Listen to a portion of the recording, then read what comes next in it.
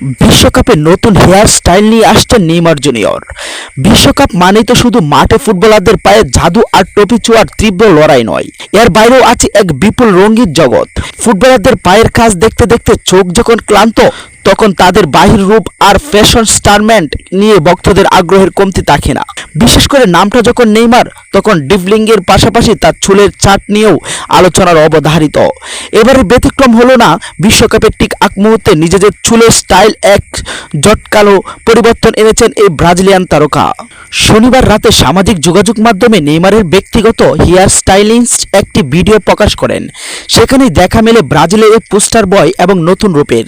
ব্রাজিলের 10 নম্বর জার্সিধারী এই ফরওয়ার্ড এবার এমন একটি হেয়ার স্টাইল বেছে নিয়েছেন যা তার 2018 সালের চেনা রূপকে মনে করিয়ে দেয়।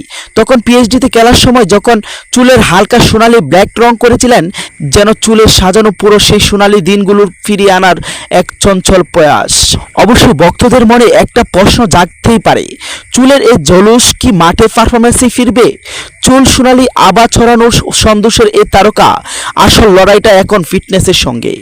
বিশ্বকাপের ঘন গণনা শুরু হয়ে গেছে, অথচ নেইমার এখনও পুরোপুরি ফিট হওয়ার লড়াইয়ে আছেন।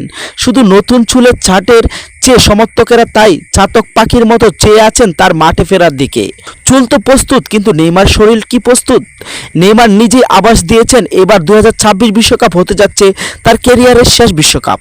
জীবনের শেষ মঞ্চটা রাঙাতে চেষ্টার কোনো কমতি রাখবেন না ব্রাজিলিয়ান ফরওয়ার্ড। সম্মানিত ভিউয়ার্স, আপনারা কি নেইমারকে দেখতে চান 2026 বিশ্বকাপে? জানাতে ভুলবেন না আপনার মূল্যবান মতামত আমাদের ভিডিওর কমেন্ট বক্সে।